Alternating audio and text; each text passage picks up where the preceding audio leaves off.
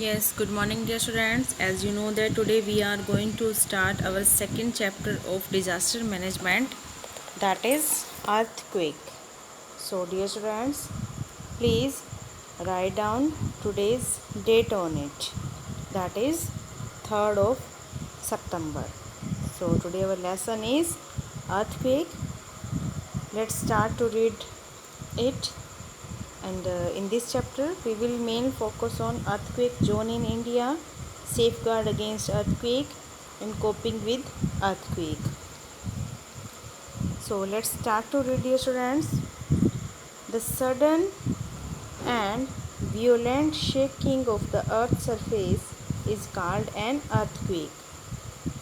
धरती का अचानक से हिलना, एक कंपन पैदा होना, उसे क्या कहते हैं? earthquake.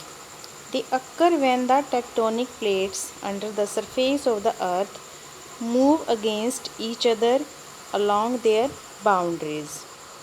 और earthquake occur कब होता है? जब धरती के नीचे की जो प्लेट्स हैं, अर्थ के नीचे बहुत बड़ी बड़ी चट्टानों की प्लेट्स हैं, और जब वो प्लेट्स एक दूसरे की तरफ आती हैं या एक दूसरे से दूर जाती हैं, तो उस वक्त अपनी बाउंड्री से हिलने पर कुछ चेंज होते हैं. For instance, when two plates move towards each other, an immense pressure is created in the surrounding strata. जैसे कि जब दो प्लेट एक दूसरे के पास आती हैं तो बहुत ज़्यादा प्रेशर क्रिएट होता है. This pressure gets released during earthquake in the form of shock waves और सिस्मिक वेव्स. और फिर यही जो प्रेशर है ये अर्थ के ऊपर रिलीज़ होता है, किसके रूप में? शॉक वेव्स के रूप में. ओके, जैसे कि आप लोग देखते होंगे जो बिजली की तार है, कई बार आपने देखा होगा उससे में एकदम से शॉर्ट सर्किट लगता है. तो क्या होता है कि दो गलत तारें जब आपस में भिड़ जाती हैं तो एक प्रेशर क्रिएट होता है कि वो प्रेशर जो है वो बाकी के हिस्से में कंपन के ज़रिए फैलकर वहाँ से निकलता है. तो सेम प्रोसीजर अर्थ में भी होती हैं और इसी को ही कहते हैं earthquake. The focus of an earthquake is the point from where waves originate. जहाँ से वेव्स ओरिजिनेट होती हैं, बनती हैं, उस पॉइंट को कहते हैं focus. And the point on the surface of earth directly above the focus is termed as epicentre. और उस फोकस के बिल्कुल ऊपर वाला जो पॉइंट है उसे कहते हैं epicentre. During an earthquake the areas near the epicentre is suffer maximum damage. तो एक अर्थक्वेक के टाइम में वो एरिया जो एपीसेंटर के बिल्कुल नियर होता है वहाँ सबसे ज़्यादा डैमेज होता है. Let's see it in a picture. Yes dear students, yes dear students, now let's see. यहाँ पर वेव्स अक्कर हो रही हैं, so this point is known as focus. And बिल्कुल इसी के ऊपर वाले हिस्से में अर्थ के सरफेस पर जो पॉइंट होता है उसे कहते हैं एपीसेंटर.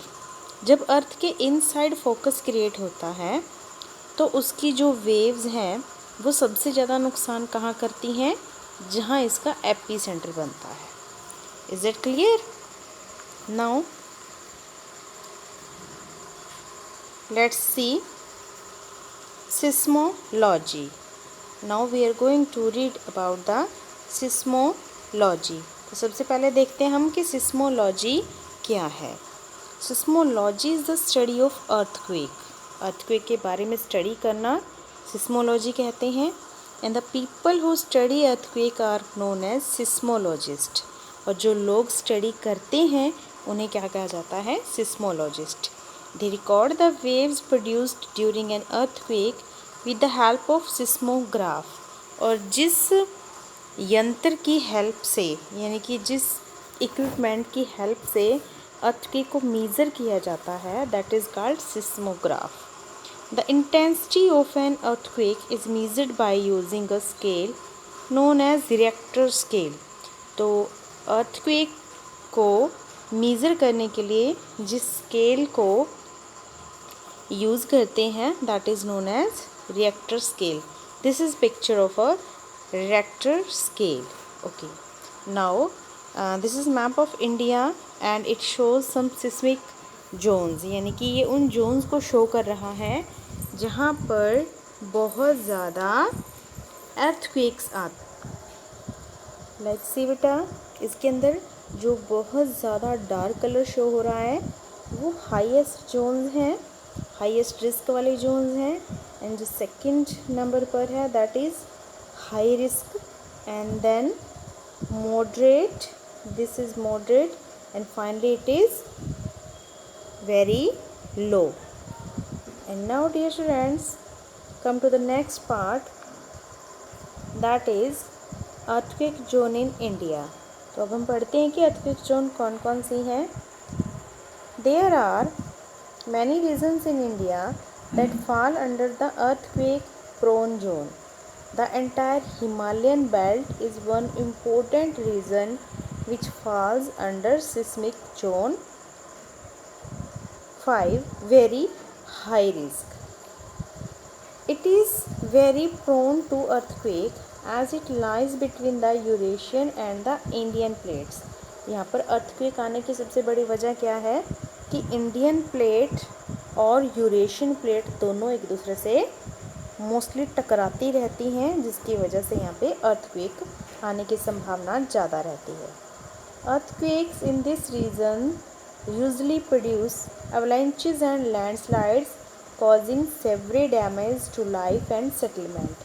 मोस्टली यहाँ पर लैंडस्लाइड यानी कि लैंड के बीच में दरार पड़ जाना या avalanches बिल्कुल खाई वगैरह बन जाना, तो इस तरीके से बहुत ये थिंग्स जो हैं मोस्टली होती रहती हैं, जिससे कि लाइफ का या सेटलमेंट का बहुत सारा डैमेज भी होता है. Other earthquake prone region include Kutch in Gujarat and the Ganga Brahmaputra. तो गुजरात के अंदर जो कच्छ रीजन है वो और गंगा ब्रह्मपुत्रा बेसिन, ये भी क्या है, मेजर प्रोन एरिया है. Like these region come under seismic zone 4 and are also at high risk. India has witnessed many earthquakes in the past. Some of these occurred in Bihar 1998, Uttarkashi 1991, Latur 1993, Bhuj 2001, and Uri in 2005. All of these were major earthquakes which caused severe damage to life and property. Buildings collapsed, road, bridges, communication and railway lines were also damaged. इतना सब नुकसान हुआ था. And this is about present.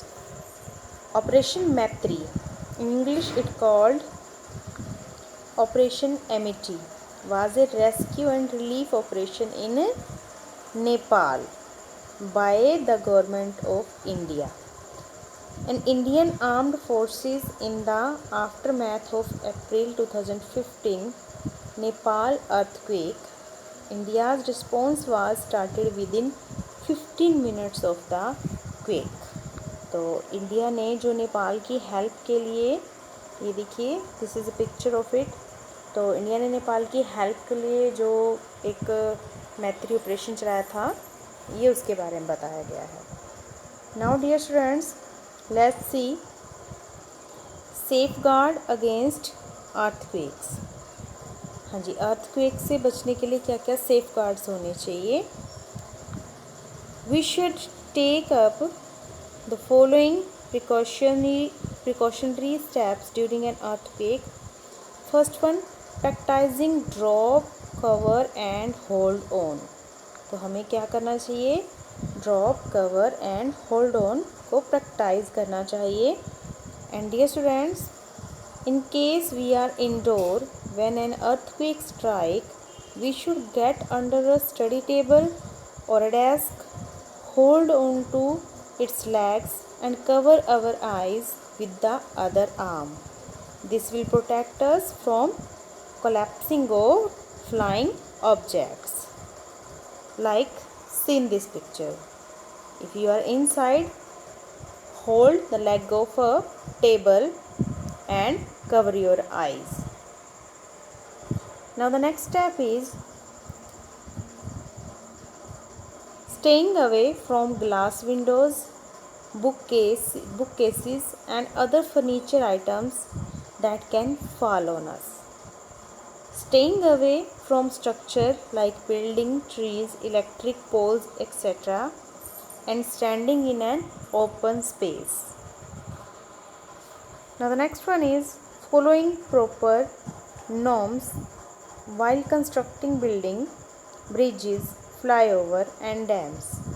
Moreover, it should be made compulsory for old building to be strengthened through the process of retrofitting. तो इसमें क्या होना चाहिए, प्रॉपर नॉर्म्स के साथ बिल्डिंग को कंस्ट्रक्ट करना बहुत ज़रूरी होता है कि जो अर्थ की वेव्स हैं उनको बाहर निकलने के लिए एक रास्ता मिलना चाहिए. अगर कुछ ऐसा हो कि अर्थ से कनेक्टिविटी होकर हमारी बिल्डिंग के छत के ऊपर तक ओपन हो, तो इससे जो अर्थ के अंदर पैदा होने वाली वेव्स हैं वो बाहर निकल कर जा सकती हैं और इससे आपके जो बिल्डिंग है उसका डैमेज नहीं होगा.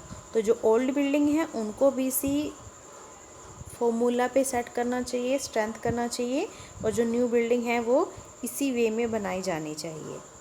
Next one is keeping first aid boxes at home and school.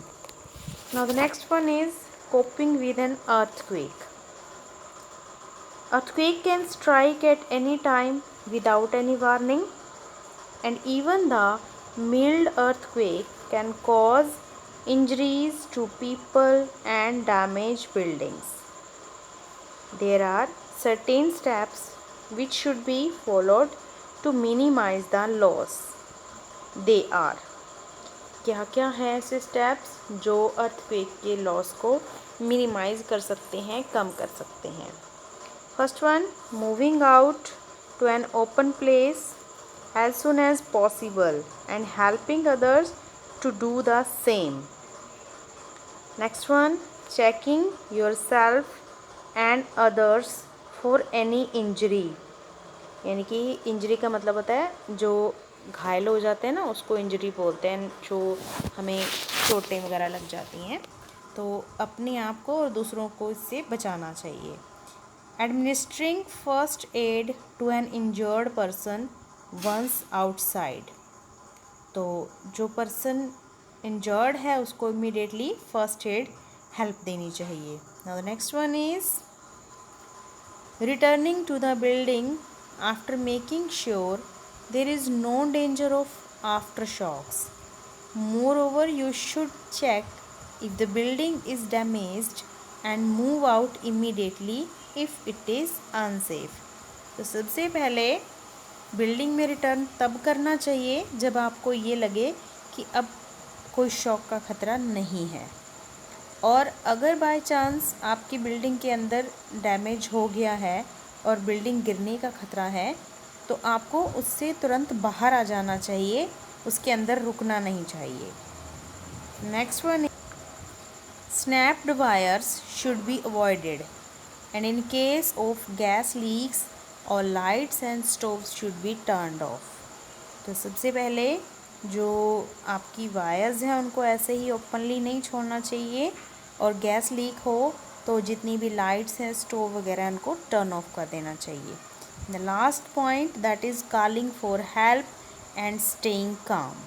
तो आपको हेल्प के लिए कॉल करना चाहिए और सबसे बड़ी बात शांत रहना चाहिए, बिल्कुल ठंडा रहना चाहिए. Is that clear?